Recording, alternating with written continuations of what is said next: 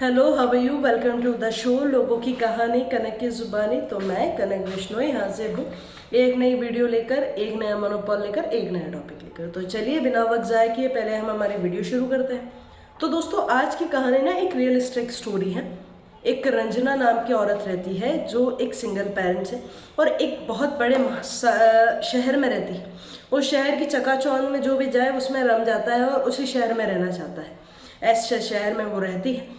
उनका एक किचन का बिजनेस चलता है। वो एक सिंगल पेरेंट्स है। उनके 3 बच्चे हैं, 2 बेटे हैं, 1 बेटी है। बड़े वाले बेटे का नाम अरुण है, छोटे का तरुण, और जो छोटी वाली बेटी है उनका नाम अंजलि है। तो जो बड़े वाले बेटे हैं वो ऑफिस में काम करते हैं, छोटे वाले जो हैं वो कॉलेज में हैं, और जो बेटी है उन्होंने जस्ट अभी 9th का एग्ज़ाम देकर 10th में आई है। हॉलीडे चल रहे हैं अभी 9th के एग्ज़ाम के देने के बाद। अब जो रंजना है उनका टिफ़िन का बिजनेस चलता है और वो चौल में रहती है उस शहर में।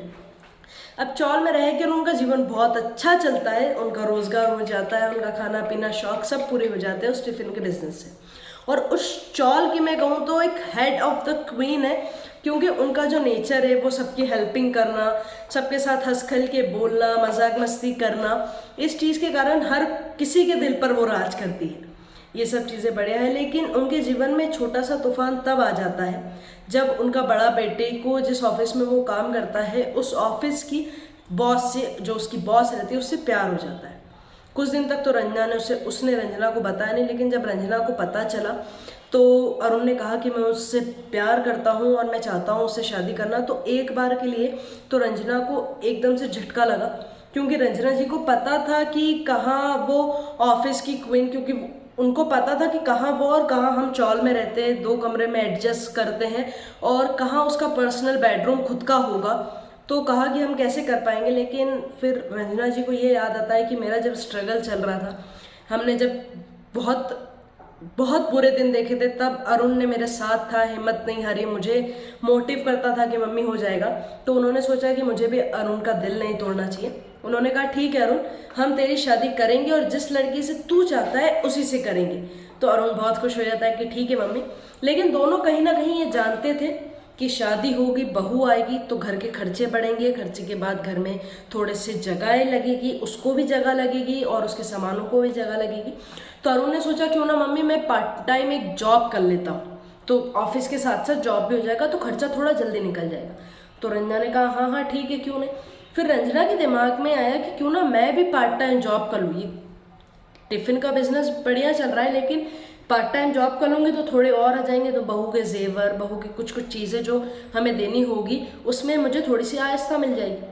अब रंजना ने जहाँ भी ट्राई किया था जॉब की, वो थी 8वीं पास, तो उन्हें सिर्फ ये बोलकर रिजेक्ट कर दिया गया कि आप 12वीं पास नहीं है, और उस जॉब को क्वालिफाइड करने के लिए कम से कम 12th पास तो होना ही पड़ेगा आपको।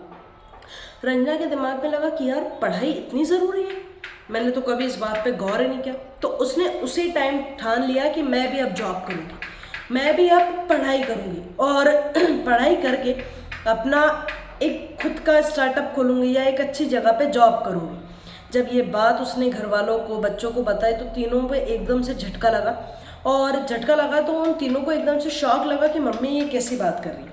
तब रंजना ने एक बहुत बड़ी बात कही थी उन तीनों से कि तुम आपस में डिसाइड कर लो कि माँ अनपढ़ है, तुमको इससे प्रॉब्लम है, या माँ पढ़ना चाह रही है, तुमको इससे प्रॉब्लम है, ये बात डिसाइड करके तुम मुझे बता दो। जब ये बात क्लियर हुई तो कहीं पर भी उन्हें एडमिशन नहीं मिला। फिर उन्होंने सोचा क्यों ना जहाँ अंजनी, जो उनकी छोटी बेटी है, वो जा रही है वहाँ पढ़ो। उस स्कूल में उन्हें एडमिशन मिल गया। जैसे तैसे करके एडमिशन मिलने के बाद जब फर्स्ट एग्ज़ाम जो होता है, क्वार्टरली एग्ज़ाम, उसमें उन्हें कुछ सब्जेक्ट में पास हुई, कुछ में फेल हुई। तो जिन सब्जेक्ट में वो फेल हुई और जिस चौल में वो रहती थी, वहाँ उनकी एक माँ जैसी दादी थी, तो उनके पास बैठी। तब उन्होंने एक बहुत प्यारी बात कही थी उनसे, वो मैं आपके साथ भी कहूँगी कि तेरी हिम्मत से तू हार मत, अभी तुझे और लड़ना है, तू इन फेल होने के पेपरों को मत देख, अभी तो तुझे और पढ़ना है।